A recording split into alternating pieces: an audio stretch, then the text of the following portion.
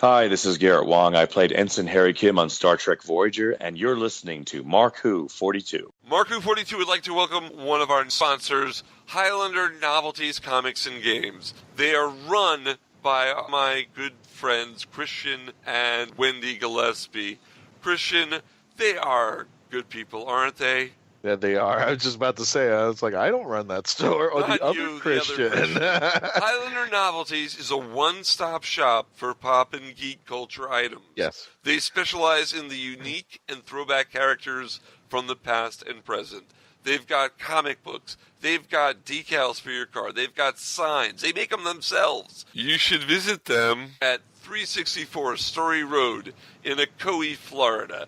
That's like right outside Orlando, isn't it, Christian? A bit northwest outside of Orlando. Yeah, we were very excited to be part of the grand opening that they had out there and are even more excited that they've joined the family of sponsors here at MarkWHO 42. You can check them out on their Facebook site. Again, as Mark mentioned, they are in Ocoee, Florida, located at 364 Story Road. Check out their Facebook site for their business hours. Check out for also any specials going on. I believe on their site they're having a special on October the 28th for Halloween Comic Fest. Yes, they're having the Halloween Comic Fest 2017 and costume contest on the 28th. Just look up Highlander Novelties in the search bar and you'll find them. And please don't forget to tell them MarkWHO 42 sent you.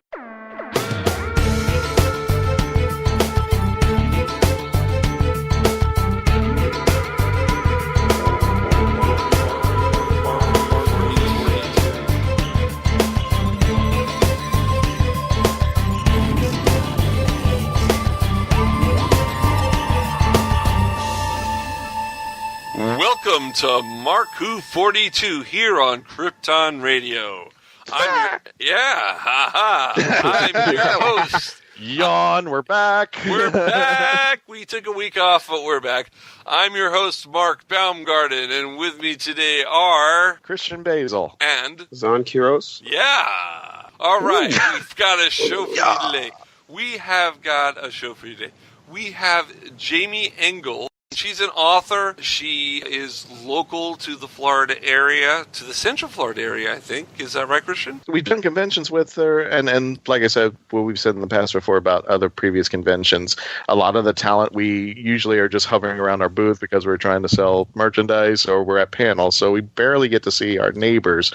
But once in a while, when we finally do, it's an incredible thing, and it's an honor to meet all these local talents that are out there. And just recently we got to know Jaimie Engle, and we're going to explain something else about Jaimie at the end of the show. Oh, are we? Wow. Yeah. See, they have a surprise from me. I get a surprise. She's doing something for it. She became part of the family. We'll get to that to the end. We'll get that to that, yeah. All right. Exactly. All right. But first, let's go to...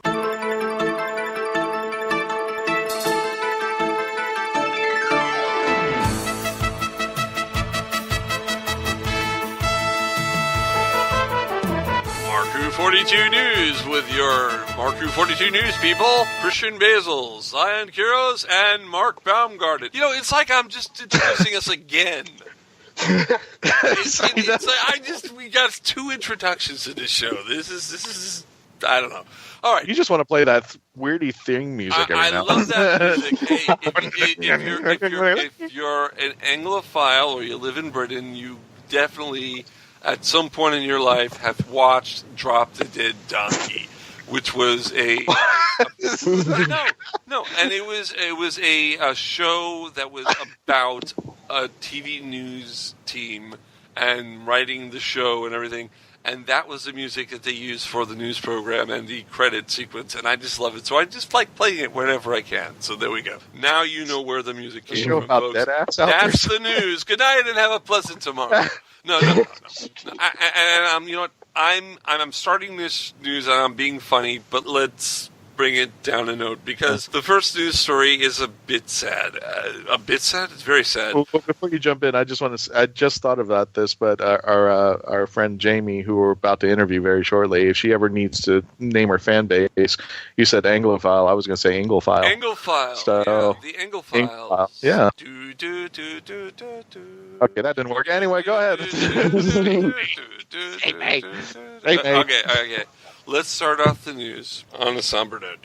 Victor Pemberton, who is someone that you would know, and you probably do because you're a Doctor Who fan, you're listening to our show, passed away on August 13th at the age of 85. Victor Pemberton was the man who first created, in his story, they first used the sonic screwdriver. So he's the father of the sonic screwdriver. He's a writer, he's an actor, he's an inventor. He wrote, he's actually appeared in stuff too. As an actor, he was in the Moonbase. I don't know if you knew that, with Patrick Troughton. But his big Doctor Who story that he wrote was Fury from the Deep, which was the last one with Victoria, where Victoria's screaming were able to defeat the monsters, which I thought was actually pretty clever. He also wrote a audio adventure, really the first audio adventure for Doctor Who. He wrote Doctor Who and the Pescatons, and that was with Tom Baker and Elizabeth Sladen. It was kind of silly, kind of hokey, but it was really cool. It came out in 1976 on a record, and I had that record. I had the record, Doctor Who and the Pescatons. It was reprinted as a book for the Target line, and he's done other stuff besides Doctor Who. He has done a radio serial he wrote called The Slide, which starred Roger Delgado before he was the Master. He was very big in the field of acting and just everything in England, and we hate the fact that he passed away, but there you have it. Our sympathies go to everyone who is a family member or a friend of Victor Pemberton. We'd like to raise a glass, maybe take a shot without a self-plug, raise a glass to Victor. Rest in peace, Victor. I'm getting a little bit. He sounds like somebody who's been very. I should know more. Yeah. yeah. Like that's one thing that perplexed me about this death is that he's contributed an essential part to the show, but yet none of the official Doctor Who pages haven't even recognized his death or anything. Yeah. Really? Well, MarkWHO42.net did. I'll tell you Indeed. that. Yeah. Well, I'm not defending the pages, but I didn't know until you mentioned some of the stuff that he's done. I wouldn't have known too much on Victor as well, and it sounds he was more classic. So yeah, he was maybe the classic. kids don't get too much. Yeah, but like it's the sonic screwdriver. Like that's like 1/4 of the Doctor Who merchandising sales right off the bat. Well, I'm not defending them. I'm just saying that he should have more mention than he normally does. He sounds like he was part of the spine of the book. But the thing about the sonic screwdriver, it was basically a metal rod that used sound to unscrew a screw. So it really was a sonic screwdriver. All the stuff that they added after that wasn't Victor. But Victor did it right. He wrote in a real sonic screwdriver. I don't know what this building furniture people screwdriver that we have now, where that came from. But yeah. Oh no! Now I can actually do what health. It could scan things, and you just have to read the side of it, which doesn't exist. Or, it can tell you somebody's health situation or do diagnostic. I'm like, well, what the heck? I guess when you've got a Swiss Army knife forever, you probably want to see how much further that Swiss Army knife can do after a while. So, yeah, but goodbye, Victor. Thank you for your contribution to the Whoniverse, and I'm glad at least we get a chance to tell what happened and your role into a part of it, and hopefully more people like myself will start appreciating this. All right, so that kind of sucked as an opening story, because in terms of that we put a downer on the news, that's all I meant. So would you like me to put let's try to raise the bar. Let's try to raise the bar. So, Mr. Baumgarten, would you like me to put a big smile on your face? And pun will be intended as I explain this article. You can put a smile on my face, but not in the way that people have thinking right now, because I don't want that.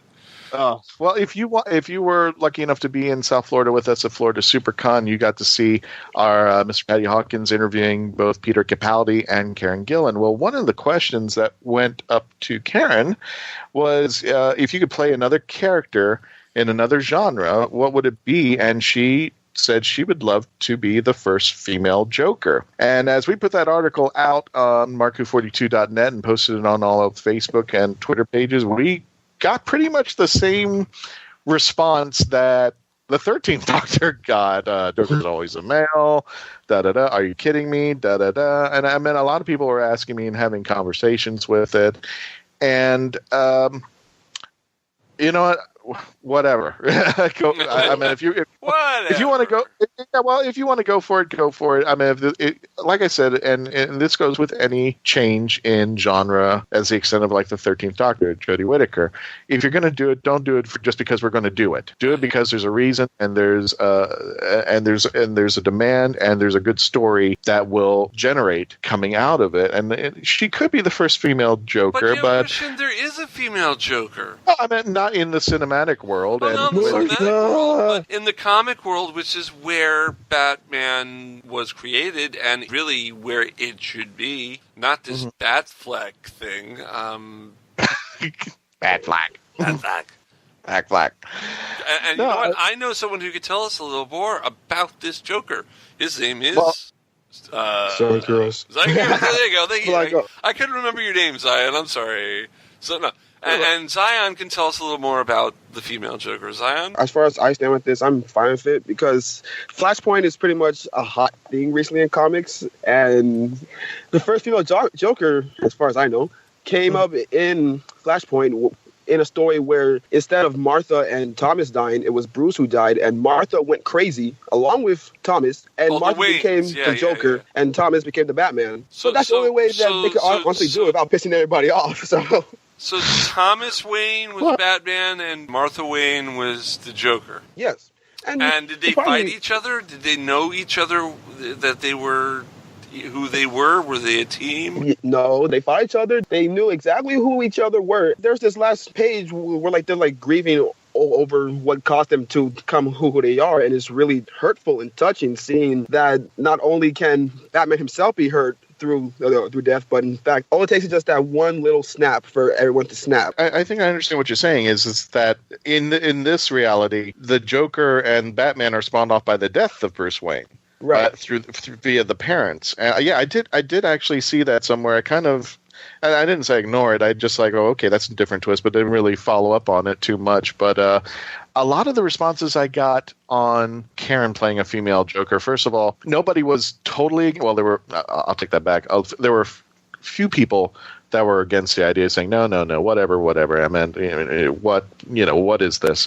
And for the most part, they were saying that it's not a bad idea. We just don't know of anything that she's done that could emulate that. Even Nebula from the Guardians of the Galaxy franchise, that's the closest we've seen her as a bad guy. And there doesn't seem to be a correlation between Nebula and the Joker that we could say, okay, now we know Karen Gillan is a tremendous actress from Doctor Who. There's not even a question that she could pull off very emotional roles. Right. But can she match wits with the Joker in an alternate storyline reality? Now, also, I don't know if you know who this person is, but a lot of people have actually pulled the name Duella Dent, and I was like, I don't know who that is. Can you elaborate on that? That was one of the other things that they said she could play. I know Dent is the last name of Harvey Dent, so it's got to be related to Two-Face in some way. Indeed. Duella Dent, in fact, was first introduced after Joker's daughter, but in fact, she's actually Two-Face's daughter. But the fun thing about her is that she always had a different parental origin. Like, she started off as the Joker's daughter, then Catwoman's daughter, then Scarecrow's daughter, then the Riddler's daughter, then Penguin, then Two-Face, and Doomsday, Dr. Light, Punch and Julie. It goes on and on and on and on and on. Can't DC get their continuity right? I mean, really. Petty Warriors. It's actually a DC character who walks around going, "Who's your daddy?" Who's your daddy? I don't know. I don't know who my daddy is, so I have to kill you. I'm sorry. But in all honesty, I'd honestly want her to go with Poison Ivy rather than the Joker and Bella to see how that rolls. Because honestly, I feel like her range would fit more into Poison Ivy's fit rather than just trying to flip the whole coin. Unironically speaking. So you think Karen would be better Poison Ivy than the rest? What about a Catwoman? We've had so many misfires as Catwoman. I don't even in the movie franchises. I don't. We only had one.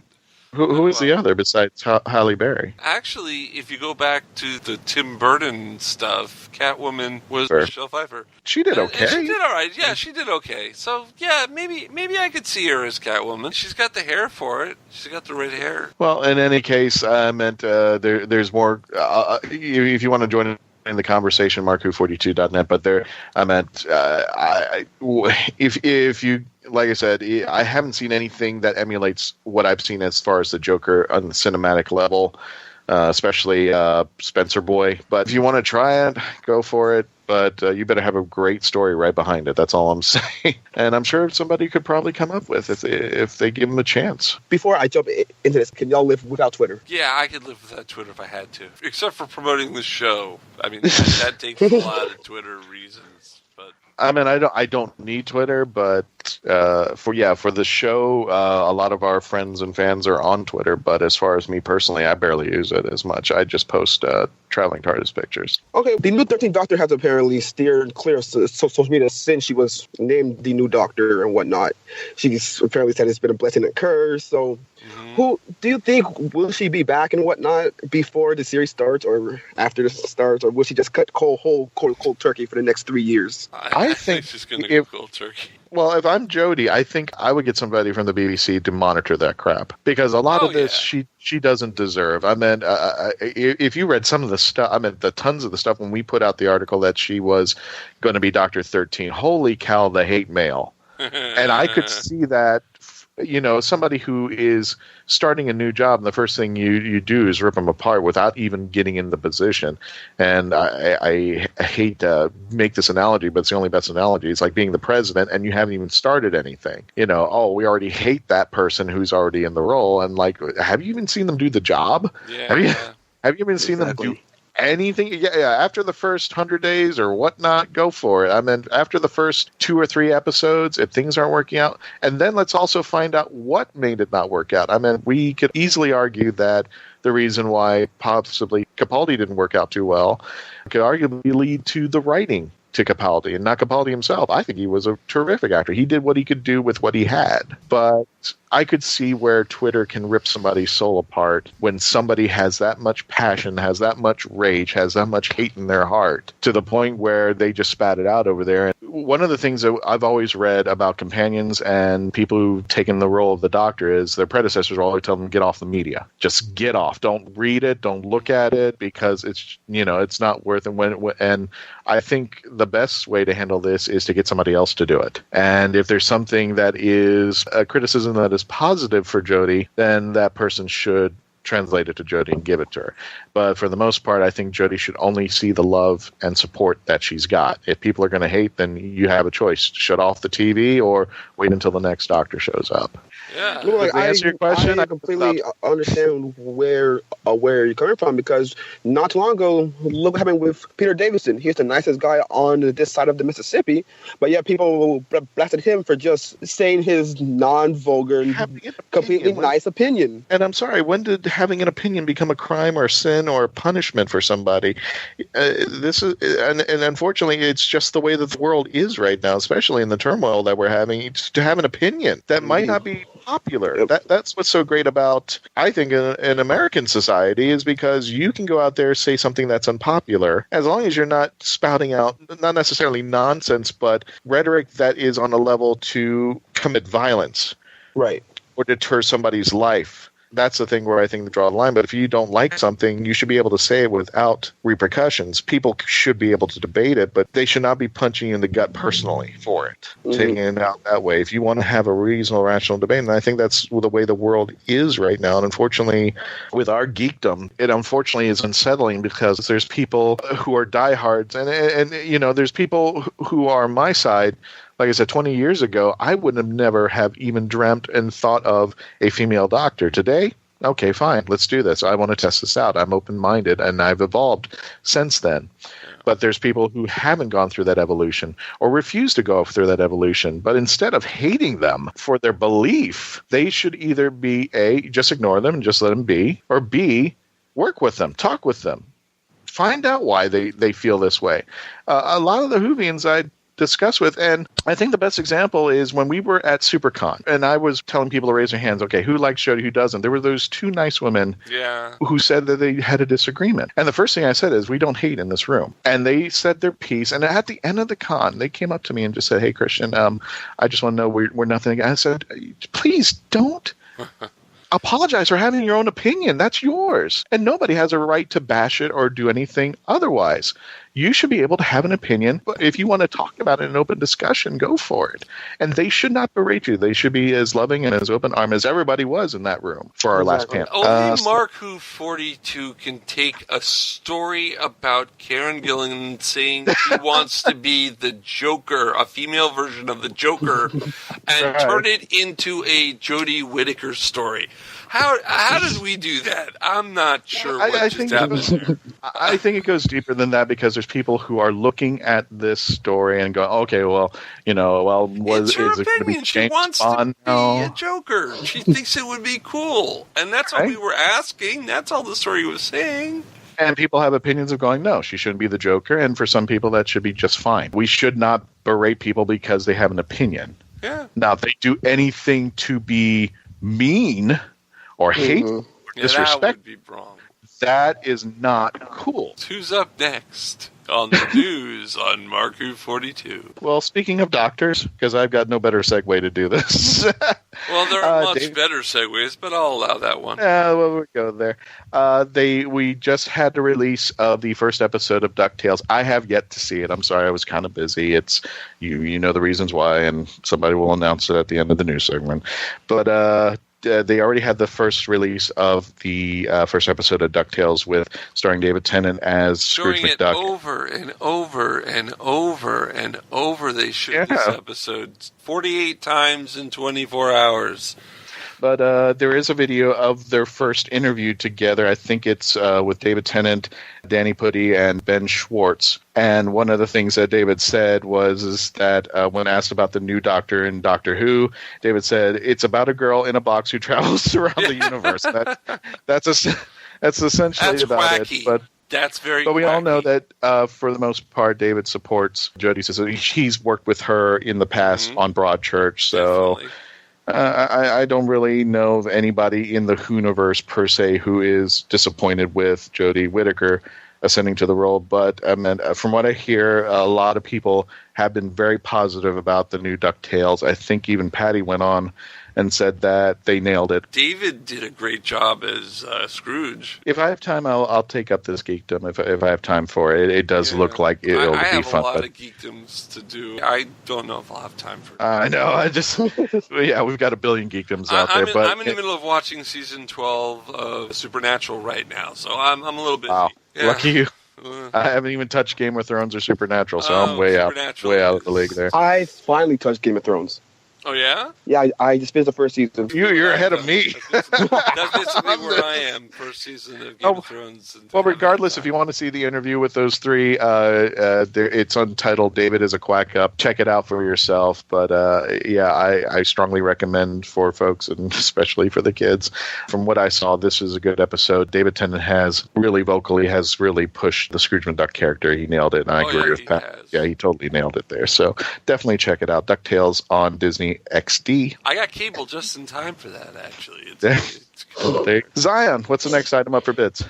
Speaking of David Tennant, with him doing the new DuckTales, he's now even taken on even more roles to keep his fans in completely disarray. He's just reprised his role as Kilgrave in the second season of Jessica Jones. Oh, yeah, and now that'll he's be coming out. And now he's actually announced that he's doing a 6-episode miniseries called Good Omens with Michael Sheen. Yes. Have you read the book Good Omens? It's by Neil Gaiman. I bought it, but I haven't read it. Not just Neil Gaiman. It's by Neil Gaiman and Terry Pratchett. Yeah. I bought it, but I haven't read it. You must read it. It is amazing. And they did an audio version on BBC Radio 4 that was incredible. And I'm and now they're doing a TV show? It's like Hitchhikers. They did a radio, they had a book, and then they did a TV. And watch, in 25 years, we'll have a movie, probably, or something. I don't know. Okay, so Let me give a little bit of background on this. Good Omens is set in 2018, where an angel and a demon have been living on Earth for centuries in an uneasy truce, and have been quite fond of their existence among humanity. Unfortunately, the Antichrist, whose time has come, has been mislaid. Yeah, this is really it's funny. This is a funny end of the world story. I mean, the four horsemen of the apocalypse are involved in this story, and they are hysterical. I mean, it feels like like I said, Hitchhikers. It feels like reading a Douglas Adams book, but at the same time, it's written in Neil Gaiman and Terry Pratchett's voice, and it's just. It was one of my favorite books. I have a copy. My copy of the book is actually a pre-release copy, and I got it autographed by both Neil Gaiman and Terry Pratchett. So it's probably worth a pretty penny. I love this story. Apparently, David and Michael are very excited of it as well. Mm-hmm. Apparently, both of them were big fans of it as teenagers and calling it a dream team and a dream gig. So I'm very interested in seeing how this turns out. I know that filming will start later this summer. The majority of the shoot will take place in the UK, with about a month filming in South Africa. So, wow, that should be good. And it should be airing in 2018, so we only have a year to wait for this thing. I am very excited about this. Christian, you've never read Good Omens either, or have you? I've got a confession to make. When people say you need to read the book, I'm like, what part of my 24-hour clock in the world, my life, can you...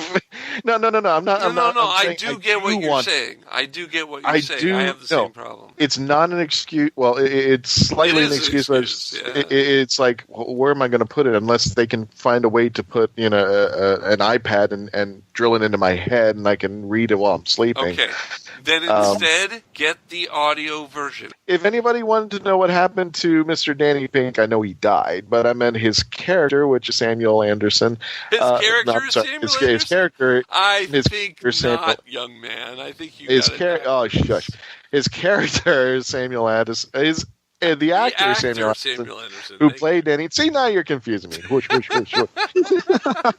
Well, if you ever want to know what happened to Sam, he is now in a technology thriller called Loaded. There's a trailer located on MarkWHO42.net, and not only that, but our esteemed MarkWHO42.net writer, Gadget, better known as Felicia, had recorded a YouTube video with Sam scolding me because I couldn't make it to New York Comic Con, but he did make a little bit of not a promise, but a mention that he might be coming down to Florida, which he has yet to do. So we're even on that note. But and the Legend Traveling TARDIS. And Hello, it's Christian and everybody in Florida. How you doing? Why are you here? It's raining. It's lovely. Come visit. If not, I'll have to come visit you there. Okay.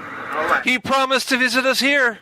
He promised to visit us here. So we're even. I didn't get up to New York. He's not down in Florida yet. But the trailer for the new series Loaded is, and I guess for a better term, I don't know how to describe it too much, just to say that he is. I want to say like Bruce Wayne, because that's the best way I can put it. Okay.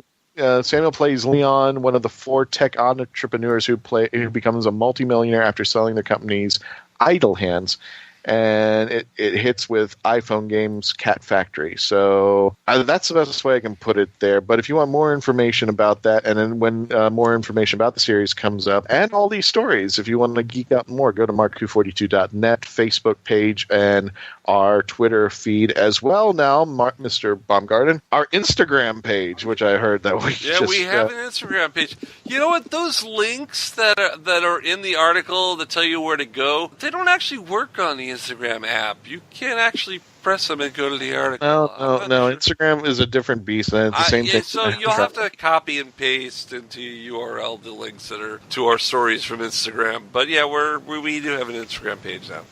Okay, we have one more news article. I started the news with a death, and that was terrible. So let's end the news on a happier note with birthdays. We are recording this episode on Sunday, August 20th, and we still do birthdays. We sometimes do, but we're going to do a birthday for this one because we have 5 very important birthdays today. We have a doctor, we have a companion, we have 2 villains, And we have one, well, I don't want to say what he is until I get there. Okay, so for the Doctor, we have Sylvester McCoy. Happy birthday, Sylvester! Woo! Happy birthday, Sylvester! Woo! Sylvester McCoy. And, Sylvester's birthday, so can Sophie Aldridge be on the same day? Yes, she can. Sophie Yes, she and can. Sylvester, one of the best companion Doctor teams. Both of their birthdays are on August 20th, so happy birthday. Yeah. And we've had them both on our show. We've also had one of the bad guys on our show. He's a good guy when it comes to Big Finish Productions, but he's a bad guy when it comes to Daleks. It's Barnaby Edwards' birthday on the 20th today, too. And unfortunately, the next birthday is a posthumous one. Anthony Ainley, who played the Master in the 80s, his birthday would have been the same day. So if you think about that, that means on the last episode of the classic series Survival, there were 3 main actors who had the birthday on the same day. So that's kind of cool. There's one other birthday today, and let me see if I can find it. Let's see. Well, gee, I think I know what it is or who it is. I think I've heard him on the radio, on Krypton Radio before, and I've heard him on podcasts. I think I've heard him on iHeart, too. I think I've heard him on iHeart. I think I've heard him on Stitcher and on Florida Geek Scene, TuneIn. Do any of you guys have... I can't seem to hear him now. I thought I heard him in my ear a second ago. I heard him quite a bit. Yeah. I'm going to get this man a rubber band because he's stretching It's Christian Basil's birthday. Happy birthday, Christian. Thank Happy birthday, Christian. Yeah, man. Happy birthday. You guys wished me a happy birthday on mine, so I thought I'd wish you a happy birthday. You are no longer the mascot of MarkWHO 42 because you're no longer 42 years old. Yeah. So you lose that, but we're life. not changing the show to MarkWHO 43 for you. I'm sorry, I'm not doing that. you have outgrown yours. So the next time that MarkWHO 42 means something as important as that will be when Zion hits 42, which is a long way away, right, Zion? Very long. Yeah, very long way. Zion is the baby of the MarkWHO 42 team. We'll probably be on that long. Yeah, well, we will be because I'll be 90 years old going, hello and welcome to MarkWHO 42. You're listening to us on iTunes and something better than what was before. Yeah. Okay, so those are the big birthdays that happened Sunday on August 20th. I also want to mention, did you guys go to Riff Tracks on last Thursday? Oh, I forgot. I did not. Well, I'm going to go on the 24th. Don't worry. If you forgot, tomorrow, because this is airing on Wednesday on Krypton Radio, tomorrow they are showing it again. They're repeating it. Oh, it was awesome. amazing. They did a great job, the Riff Tracks guys with the 5 Doctors. For those of you who were like, oh, they're going to embarrass us. No, they're not going to embarrass us. This was a tribute to Doctor Who from the Riff Tracks team. And awesome. It was hysterically funny. They had a little British short film about being safe around electricity before it, and it just, the whole thing dovetailed, and it was a great 2 hours sitting in that theater. And some of the jokes they had on the placards before the show were hysterical. And it's just, so if you haven't seen it, run out tomorrow. Hopefully you're listening to this on the day that we're airing on Thursday the 24th, and go to your American movie theater and see Riff Tracks Doctor Who, the 5 Doctors, because it was amazing. But I won't get to see it live. That's why I didn't say live. You'll see it. And I know. No, that's the only bad part. I really wanted to see it live, but something came up. I don't think they'll edit anything out. I think there was nothing to edit. I think it worked beautifully. At the beginning, during the little PSA, they didn't have the TV monitors for the people who were doing the voices. I see. They didn't have it set up, so they were kind of like missing cues, but they got it down. They asked, for them, make sure you put it on, guys, we need it. And they got it, and the 5 Doctors was great. It was, you know what, Christian? Some of their jokes would have been the exact jokes we would have made had we done this like we were planning to a couple of years ago at Florida SuperCon. Yeah. We were going to do a riff track. We were going to do the riff tracks on the 5 Doctors. I even bought the special edition. And that's the one they use, by the way. They use the special really? edition. Yeah. Okay. Yeah, we didn't get a chance to do that, but we could probably do something else. We could still do something. We could do it for a future convention, do a riff tracks or something. Okay, so that is the news here on MarkWHO 42. And this news segment of MarkWHO 42 has been brought to you by Cosplay Convention Center. You can see more information about them at MarkWHO42.net. The great thing about this is they are a database for cosplayers, for practically anybody who works in the convention limelight. If you're looking for us, they have a database that not only narrows down where we're going to be, but if you're looking, let's say, for Doctor Who conventions in your area, Doctor Who conventions in general, or other genres, you can go to their site and you can go into the database, narrow down your search to locations that are close by to you. It's a wonderful database tool to use if you need information about your favorite genre, your favorite podcasts, where they're going to appear, all of that. Check it out for yourself. Go down to MarkWHO42.net and click on the icon for Cosplay Convention Center. You'll be glad you did. Tell them MarkWHO42.net sent you. We're going to take a break. When we come back, we will have Jaimie Engle, the right angle, not the wrong angle, but the WRITE angle. So not the right wrong angle, the wrong right angle, whatever. Jaimie Engle will be on with us here on Krypton Radio right after this here on MarkWHO 42. Don't go away. Don't go away. We'll be back with more MarkWHO 42 after this. Hey, Mark, are you busy? Well, I'm kind of doing my podcast right now, honey. I want to show you this website. I saw these cool things at Florida SuperCon, and the website is www.drwhocrystals.com. You know my birthday's coming up. It is. Let me type it up right now. So do you see this? They are laser engraved crystals with pictures of the Doctor in the TARDIS. I want one for the living room. I've always wanted to have a TARDIS in the living room, but I've always been afraid that it's going to look like a, But, these look really good. I mean, they're 100% crystal, and it looks like Peter Capaldi. And I know that at Florida SuperCon, these guys, because I did meet them, and these guys got the rights to Peter Capaldi's likeness. They've had the likeness of the first and second Doctor. They've made them. Really want one of these? Yeah, I've heard that they work closely with the BBC to get the pictures just right, and we really have to order one. It only weighs about 3 pounds. It's a real thing of beauty, okay? It looks elegant, and you have to check it out. Their website is www.drwhocrystals.com, and they are so affordable, Mark, that I want one for my birthday. And then, in a couple of months, the holidays are coming up. Get one for me then, too. You got it, hon. The voice of Christian Basil, take 1.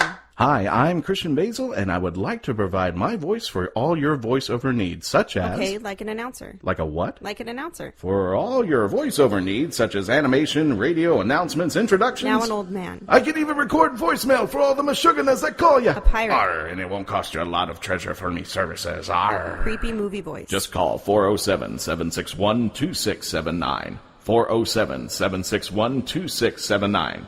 Or email voiceofchristianbasil@yahoo.com. Well, how was that? That's a wrap.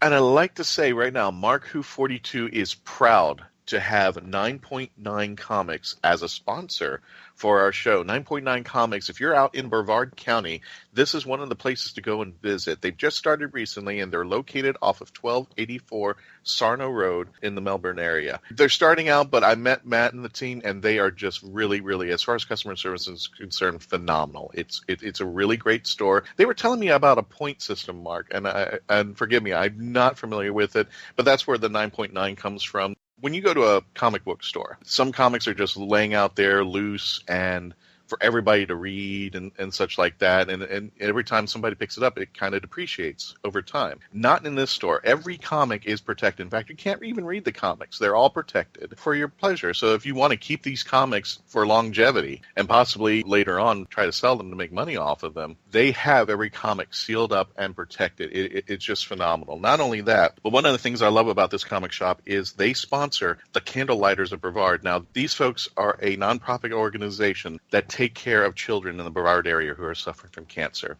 So if you want more information on them, go to www.candlelightersofbrevard.org. If you want more information about the charity that they sponsor, and definitely go on their Facebook site at 9.9 Comics. Can't miss it. Matt and the team are wonderful. Go visit them out there and tell them that MarkWHO42 sent you. Hello, this is Nicola Bryant, and I am wishing MarkWHO42 a very happy 5th birthday. A happy anniversary, guys. I wish you at least another 5. Welcome back to MarkWHO42 on Krypton Radio. I'm your host, Mark Baumgarten. With me is Christian Basil. And he's silent. He just doesn't want to acknowledge. No, I can't get my mute button sticks every once in a while. My goodness. Yeah. Yeah. You know how it is. Everyone knows how it is, Christian, when your mute button gets stuck.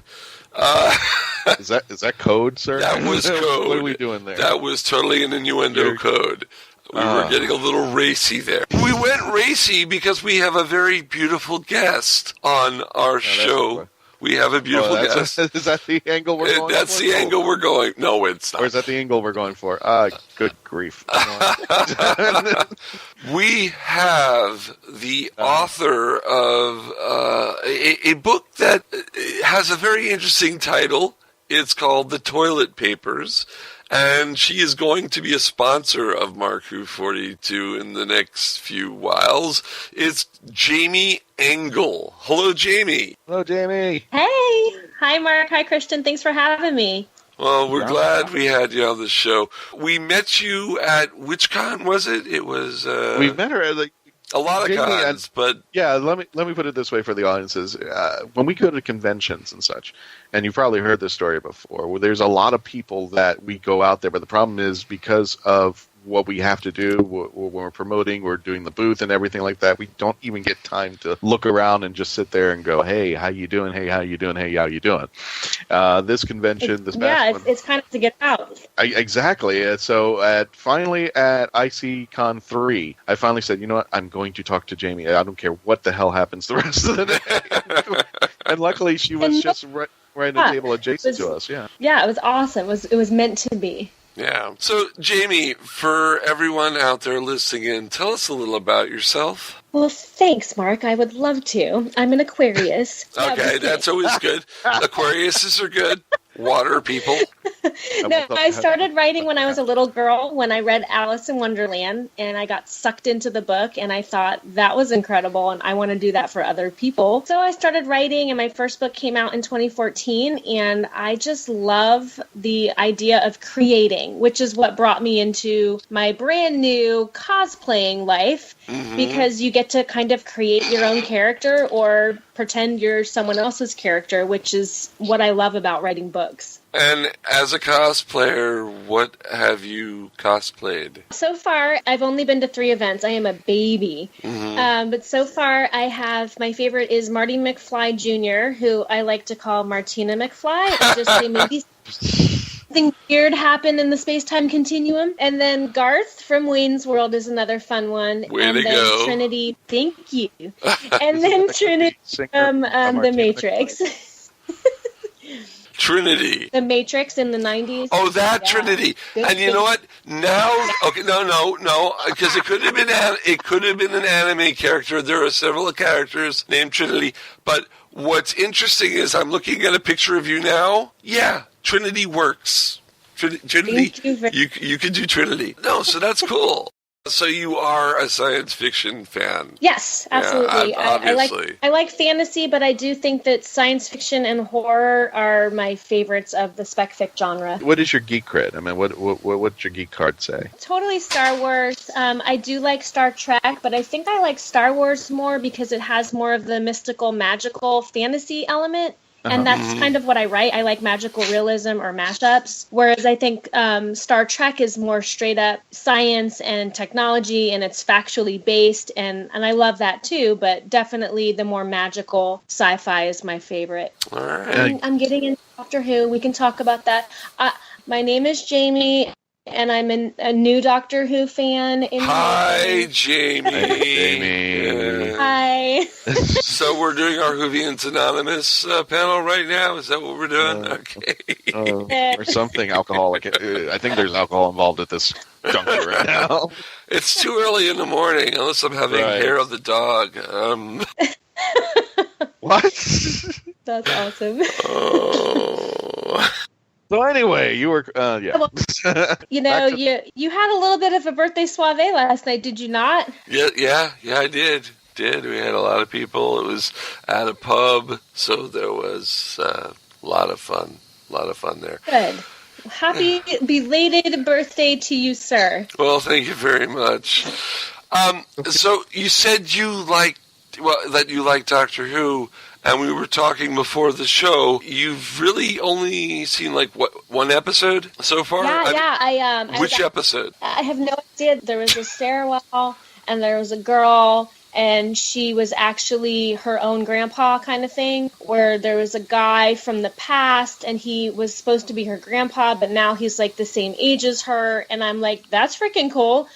And now, it was so much at once, Wow. I mean, I feel that Doctor Who is the kind of thing you can watch and rewatch the same episode 50 times and get something new. Yeah, we've actually done that.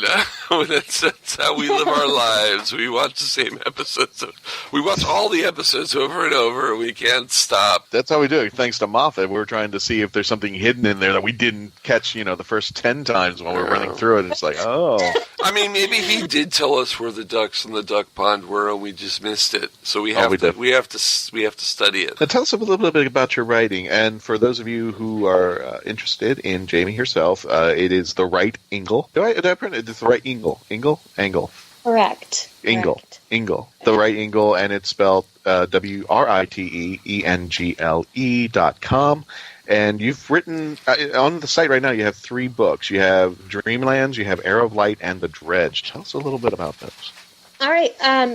Clifton Chase and the Arrow of Light was my first book, and that was my fantasy adventure attempt of the Harry Potter, Percy Jackson type storytelling, but has real history in it because I learned about King Richard's nephews locked in the Tower of London, and I wanted to kind of redeem them and retell their story. And that actually became my my book that gets the school visits because it deals with bullying, and I had no clue when I was writing it that I was going to be on a life mission to help children face bullying, and so that was really a cool thing that came from it that was not planned.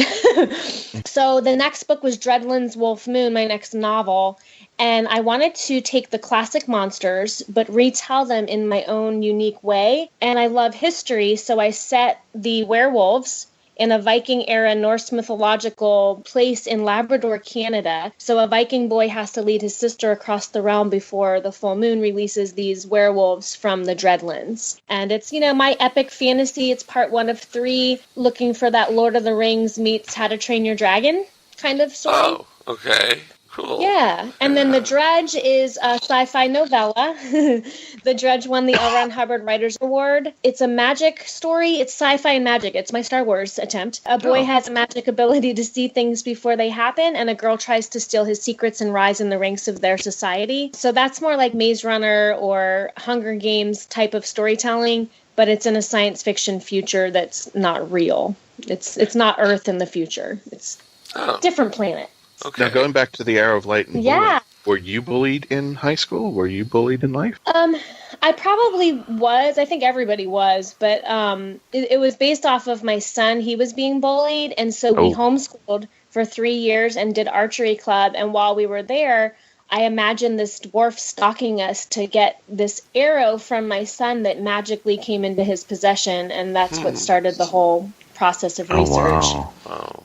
Now, with your experiences and with your son's experiences, somebody who might be listening on and who might be a victim of bullying themselves, what advice would you give them? The 3 things I think are the most important are to remember that your words have power. Like an author can create worlds that feel so real that you think you're there. Our words have the power to destroy people just as the same way. The other thing is to be the voice for someone who can't. A lot of times we just need someone to stand up on our behalf and say, shut up, leave them alone. Or, don't talk about her. She's not here. Right. So I think those two things are really important. And not to be that silent witness. If you're witnessing bullying, even if it's just gossiping, don't just sit back and be a part of it. Stand up and for other people and be responsible for your words. That makes sense, yeah. And for the bullies, you never know what that person is going through. They may be just walking down the street, and in their mind, they are going through the most hellish experience. They may have had lost a loved one. Something might have happened dramatically, and their parents might not treat them well, and they're just taking it out on someone else. Exactly. But the whole idea is, when you see a stranger walking down the street, or anybody, you don't know what battle is going on into their heart and soul, in their mind. And, if you're going to go that route, you might be prepared for whatever happens, and you should not do this. Bullying is wrong to begin with, but you have to understand, before you go to that side, you need to understand what that person's going through at that moment, because you could be doing something much more worse in their life. I agree. The other point that I teach is the golden rule. Treat other people the way you want to be treated, because someone might just be having a bad day and they just kind of need a little empathy. And that's what I asked the kids. I said, have any of you ever done something stupid or had a bad day? And of course, everyone raises their hand. Mm-hmm. And you just need someone to give you a little grace sometimes. And I think we kind of have lost that in our Facebook, just throw out whatever's in your head culture. Yeah. To have grace for other people and be empathetic of what they might be going through. Wow, we went dark. Yeah, so let's move away from dark. Let's move away from dark and find out what your fascination with TP is. I think that's a little darker. I mean, oh, okay. No, but what is it? We did it. What is it? Okay, hold on, guys. What? You've written the toilet papers. I saw you selling it at the conventions. What is the book, The Toilet Papers, about? It's a collection of my short stories. Most of them have been previously published in anthologies, and the rights are mine again. And I'm like, I love these stories. They're horror.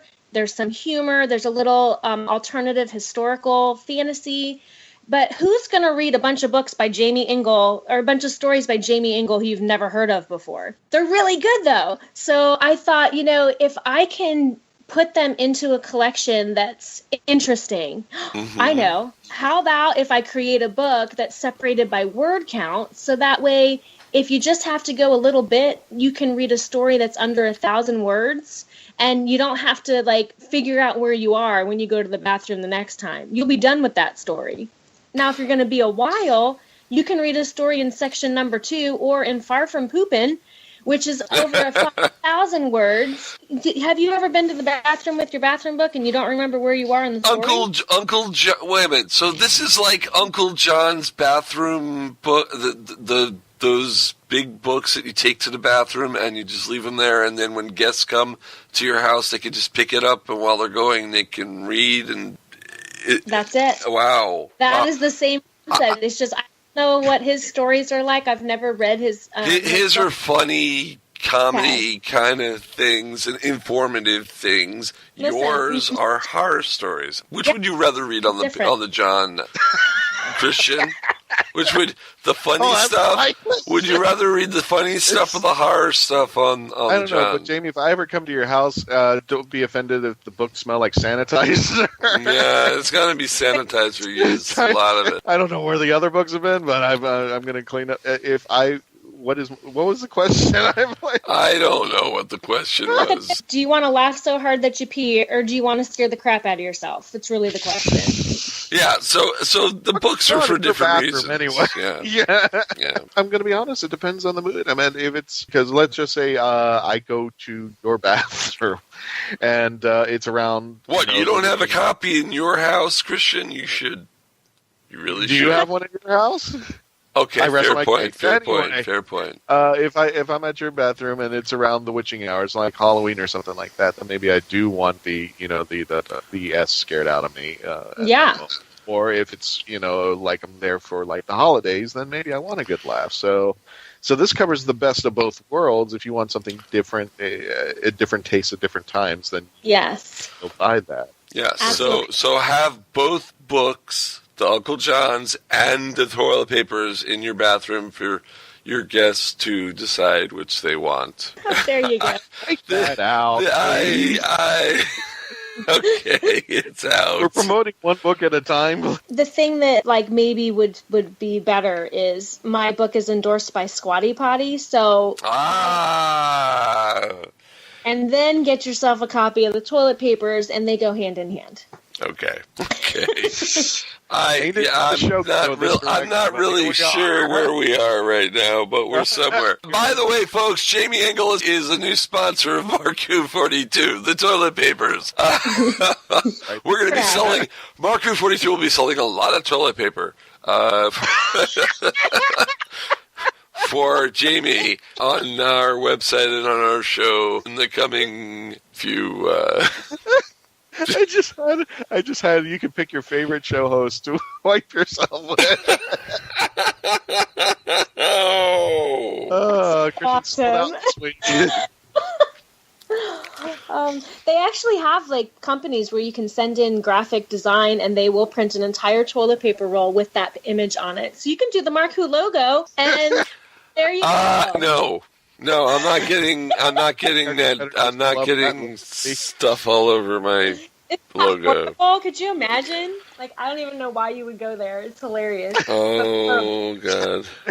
Have a convention, or we go to one of the smaller conventions, we should just replace all the toilet paper with that. MarkWHO. Yeah, put the MarkWHO. Cleanse yourself with MarkWHO 42. There you go. Oh, my God. MarkWHO 42 colonic. We'll stop right there. We'll stop that thought right there. Jaimie, you're fun to have around.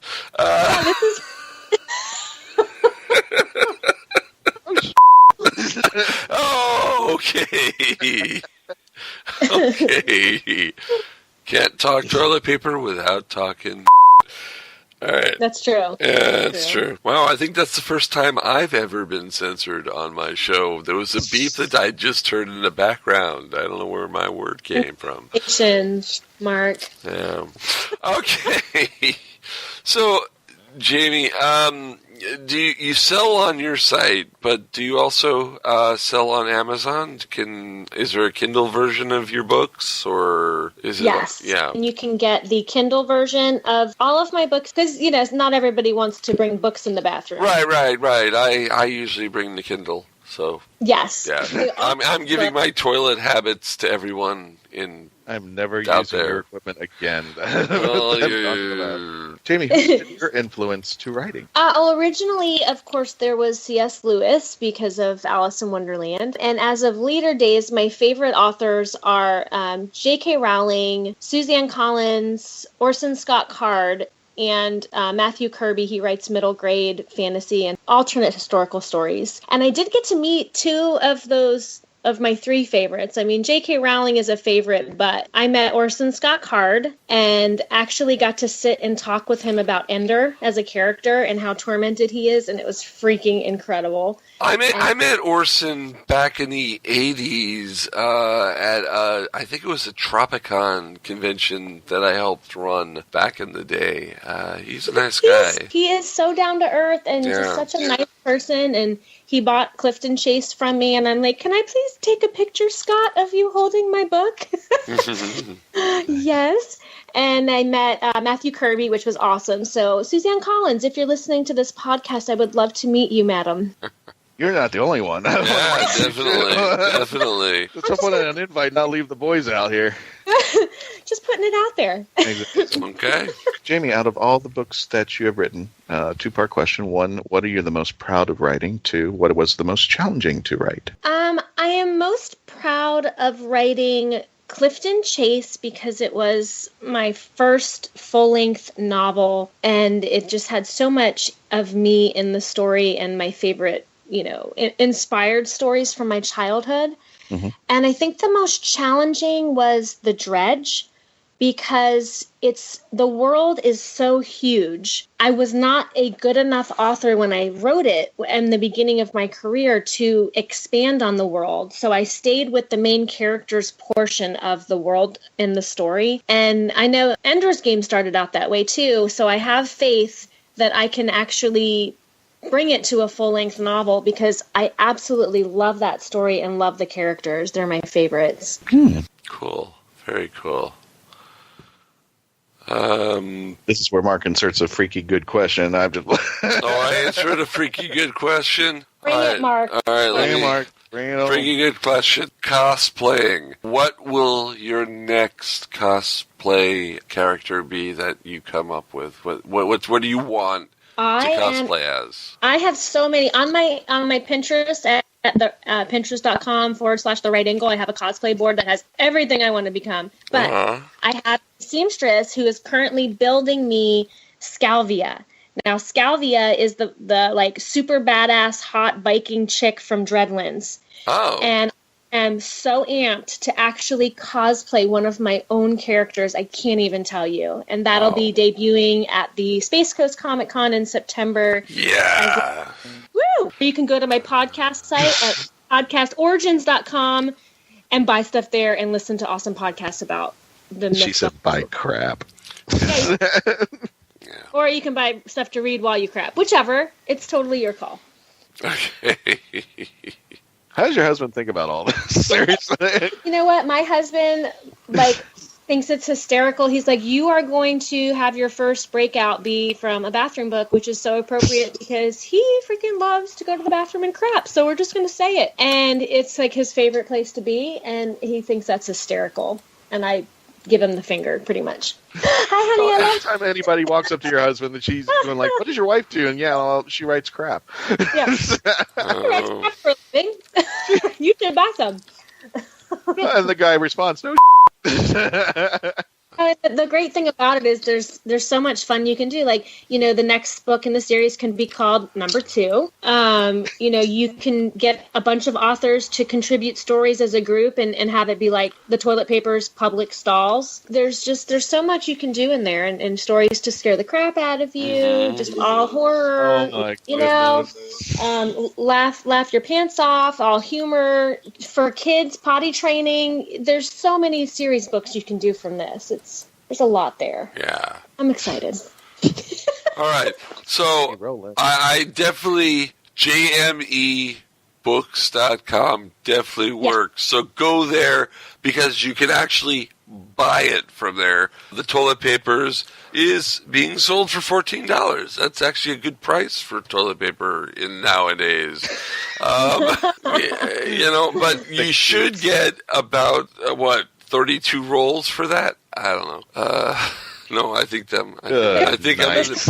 Okay, I'm sorry. 32 stories in there. Yeah. So you've actually also written some educational books. Writing your novel? Yeah. Yeah, so you can actually learn from Jaimie how to write your own novel. I think that's a great idea. And you've got a teacher's guidebook to Arrow of Light. So I'm pretty good at that. And the coloring book itself. Oh, I like that. I may click on that right now and buy that. Yeah, the coloring book is awesome. And I felt bad for the little kindergartners through second graders who couldn't quite read Clifton Chase yet when I would do the school visit. So we made a condensed version of the whole novel in a beautiful hand-illustrated coloring book because I couldn't afford to pay her to color it. So Now, what exactly are these wick books?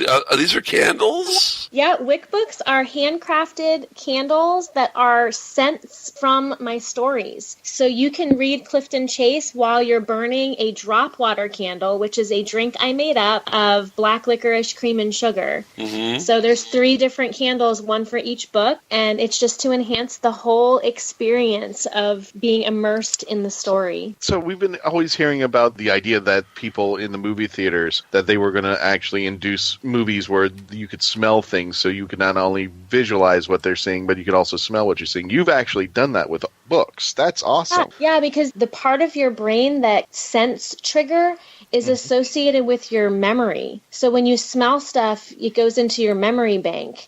And memories are what make people connect with books. You don't really connect with the character. Right. You apply the character to you and your life and your memories. So it really just immerses the reader in the whole story experience. Yeah, don't mind me if I skip the candle for the toilet paper. I know, right? I might skip that. Match. Oh, and you've got toilet paper earrings, and the show hits a new low. Oh, wow. Oh, look at those. Oh, I love those. Oh, and you can buy all of these things. Oh, these are great. Just so you know, Mark and Christian, the toilet paper earrings, the actual toilet paper that I used is unused. So. Oh, it's unused paper. Okay, because Christian seems to have a problem with that, so good. Yeah. Let's keep it sanitary, shall we? Sanitary and family friendly. Well, yeah. Well, Jaimie, first of all, I want to thank you for coming on our show. Second, I want to thank you for being an advertiser of MarkWHO 42. We really appreciate you for that. And we are going to sell all the toilet paper we can for you. Thank you. I have so much fun, and I love being on this show. You guys are a blast, and I'm happy to support and promote you guys. And folks, if you needed more information about Jaimie and her product, her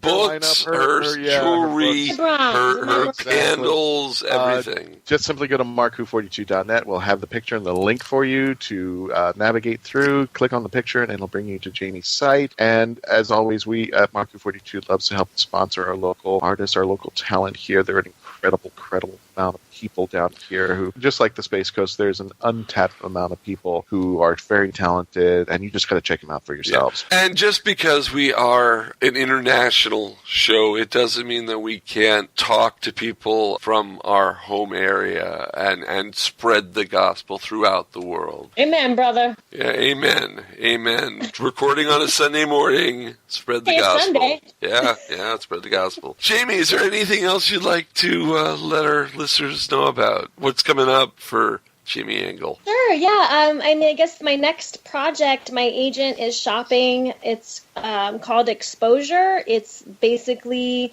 Coraline meets Mrs. Peregrine's. It's a dark thriller in the young adult area of literature. And I'm excited about this book. And, just everyone, please send juju, send prayers, send crossed fingers that we get a publisher ASAP so you guys can read it. Yeah, okay, cool. And where can they reach you? You do the Facebook thing, you do the Twitter and all that fun stuff? If you can't reach me by owl or smoke signal, you can... Yeah, because... For about 3 seconds, I thought Al was a new social media. Social media?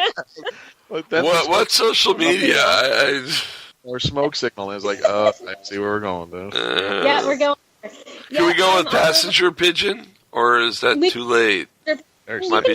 Might be too late. Anything, I'm down. But if not, every social media platform, just about, I am at The Right Angle. So there's. Are you on Path? No, I said just about. All right. The main 5 that work for me: Instagram, Snapchat, Facebook, Twitter, Pinterest. Cool. Well, Jaimie, we want to thank you very much once again for coming on our show. Thank you, guys. It was a blast. All right. Well, ladies and gentlemen, we'll be right back with more of MarkWHO 42 here on Krypton Radio. And iHeart. And TuneIn. And Stitcher. And I just keep going on. This portion of MarkWHO 42 has been brought to you by Harlequin Cosplay and Crafts. You can go to our site right now, MarkWHO42.net, and click on her icon. Make sure to use promo code MarkWHO42 for free shipping of any of her cosplay images and merchandise. And you will see Amelia Poole. Yeah, that's her real name. Amelia Poole, who runs the site.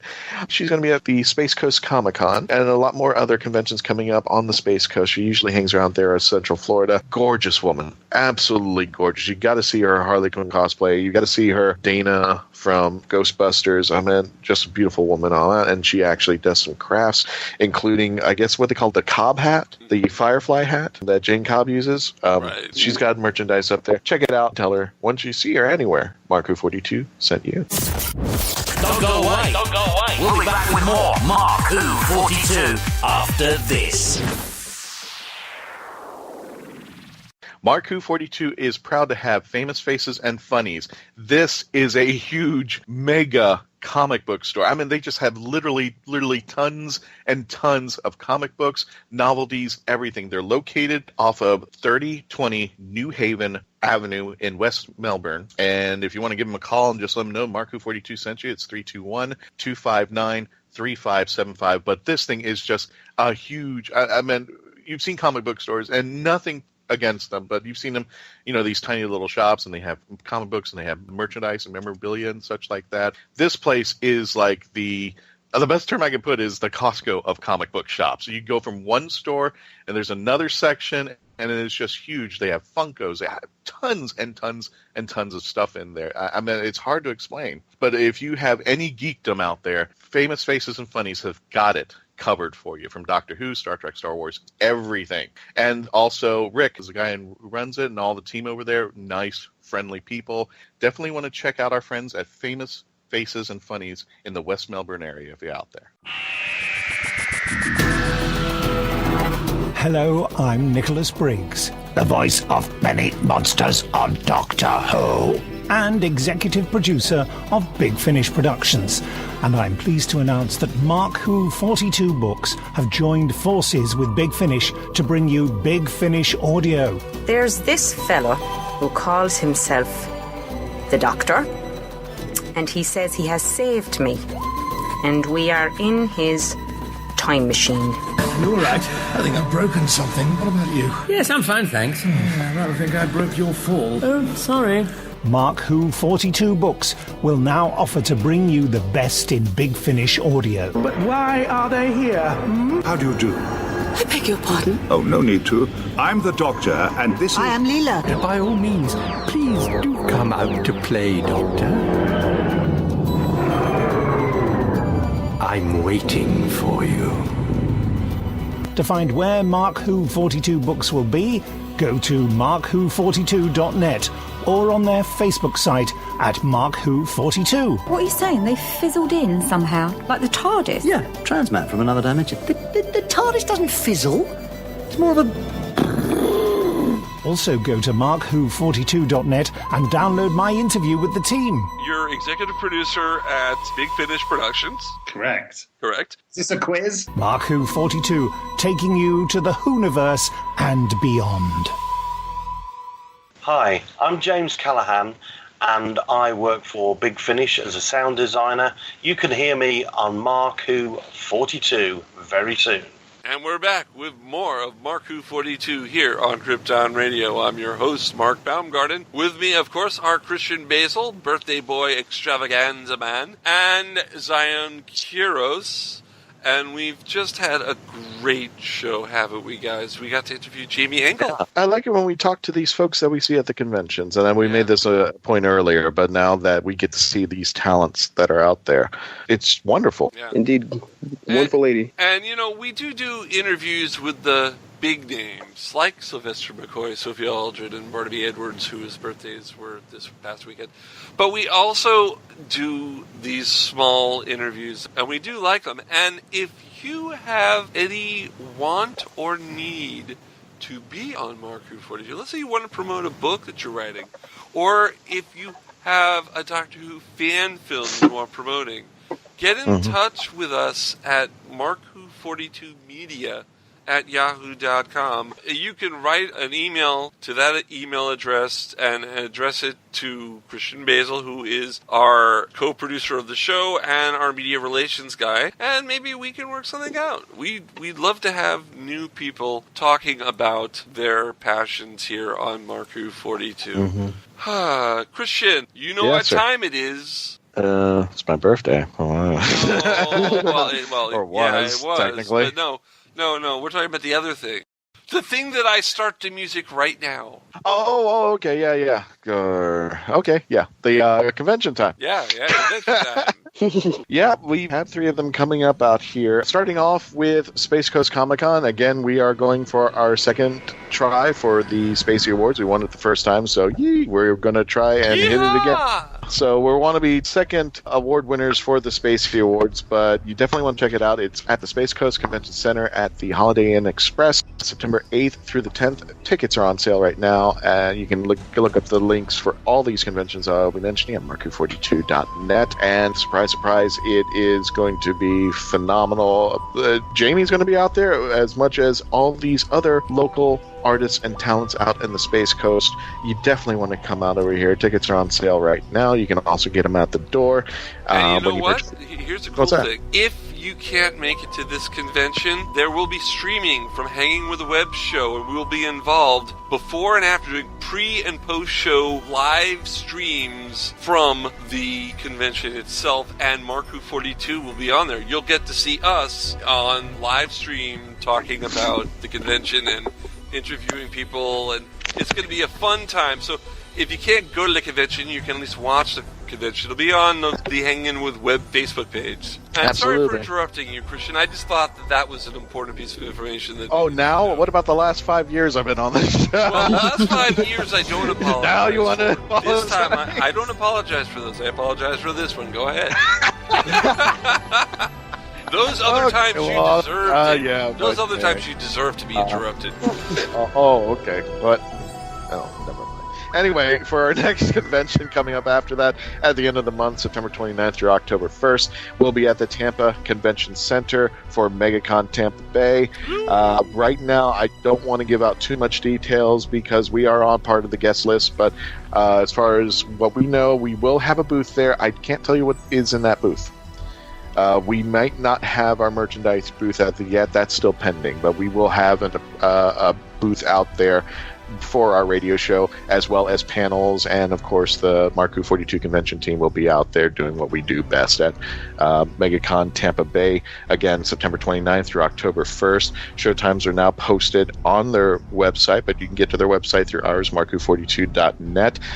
Plethora of big names that are going to be coming out there, but the ones that we're more concerned about are Alex Kingston and Malcolm Tieran. Malcolm Merlin himself, John Barrowman. It looks like he's doing conventions again, It's doing much better. But also on the lineup will be the guys from Kevin Smith and Jay and Silent Bob.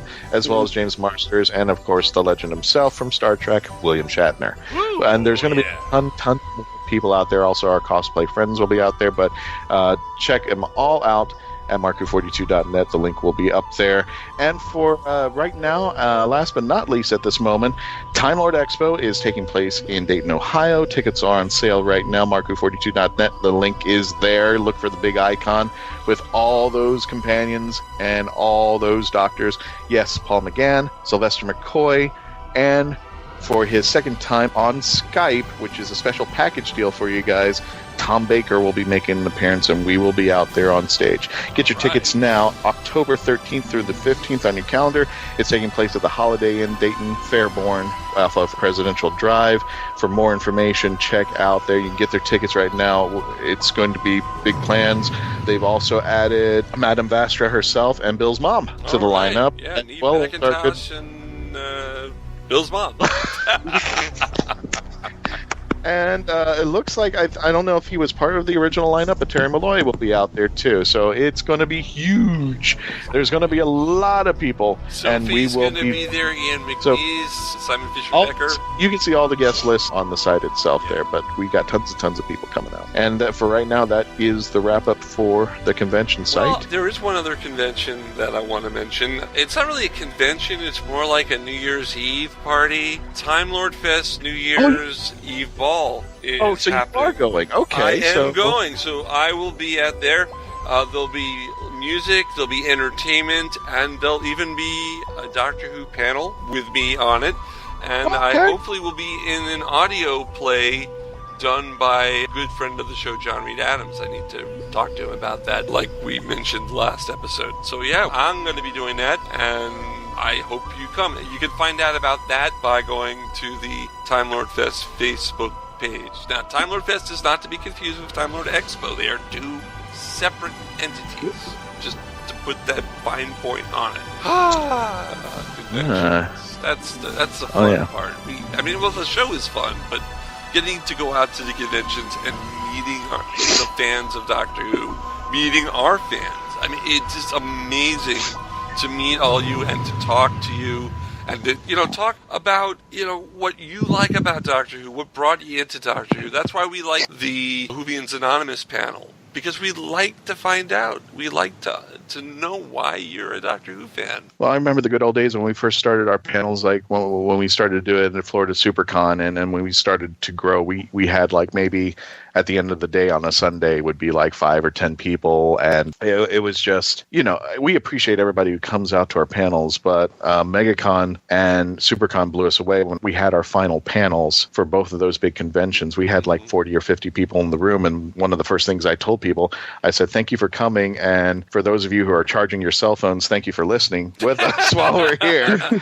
because we know why you're in this room.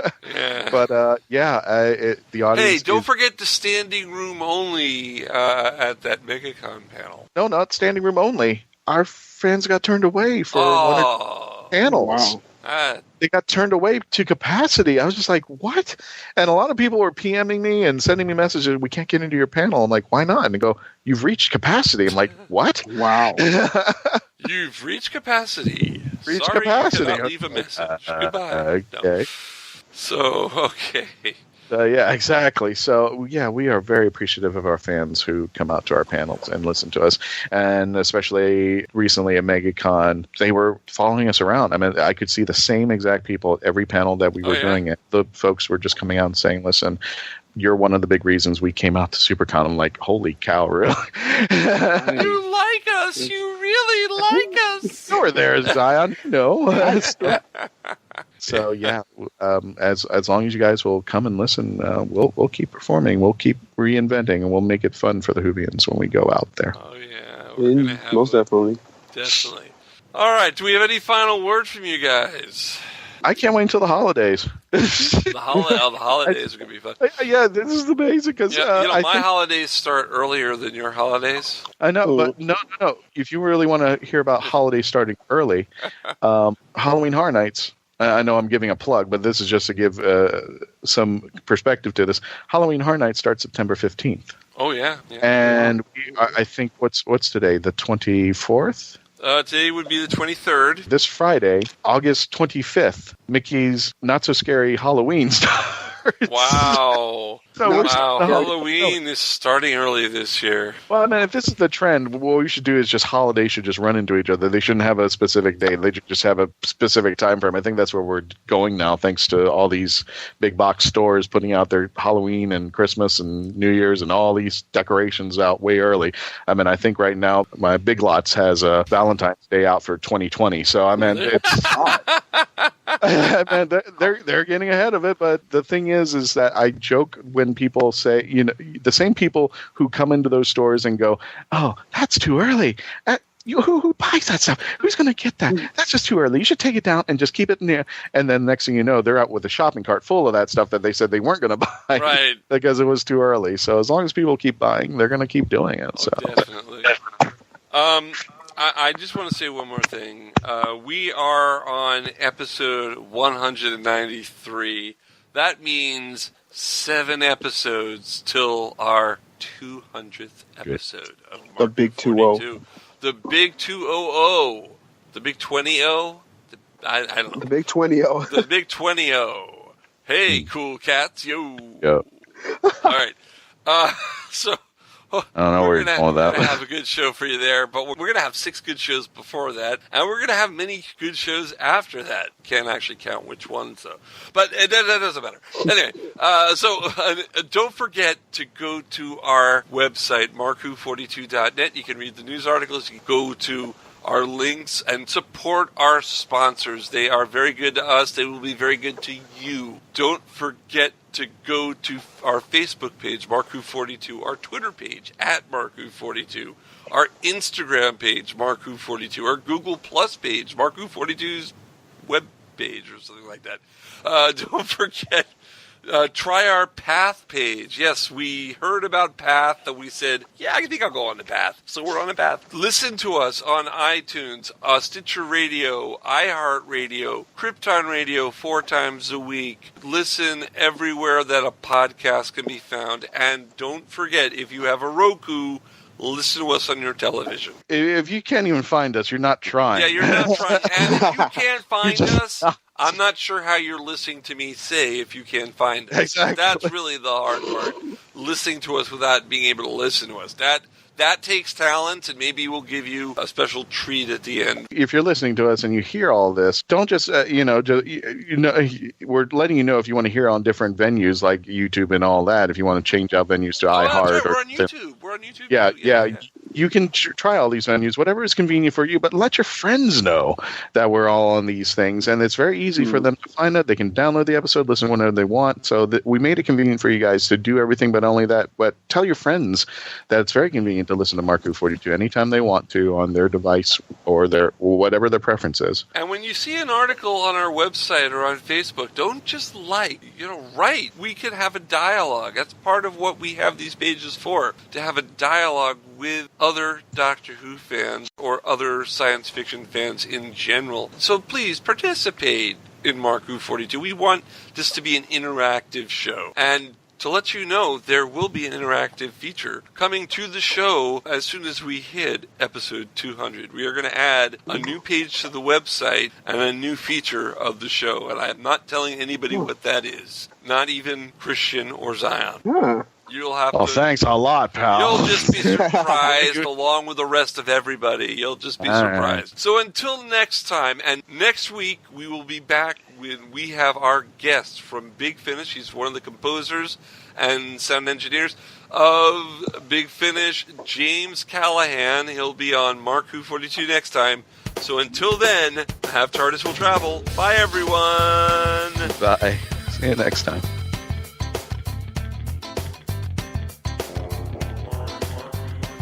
MarkWHO 42 is written and presented by Mark Baumgarten, Christian Basil, Patty Hawkins, Iggy Matthews, and Zion Kiros. This episode was edited, directed, and produced by Mark Baumgarten and co-produced by Christian Basil. Visit MarkWHO42.net where you can register and become part of the Whoniverse Army. We can be contacted by email at mark@markwho42, subject line, ?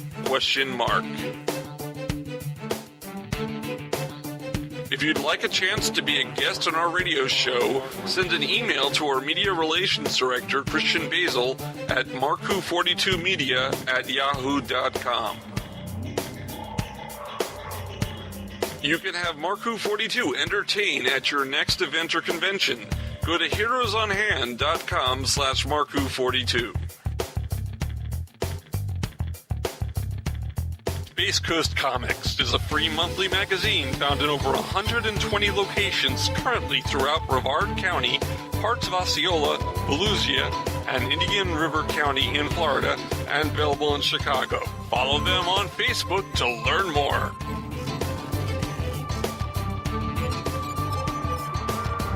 Doctor Who and its properties are owned by the BBC, the British Broadcasting Corporation.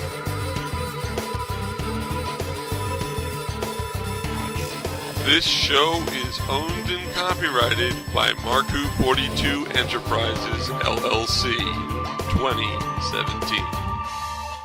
This is Krypton Radio.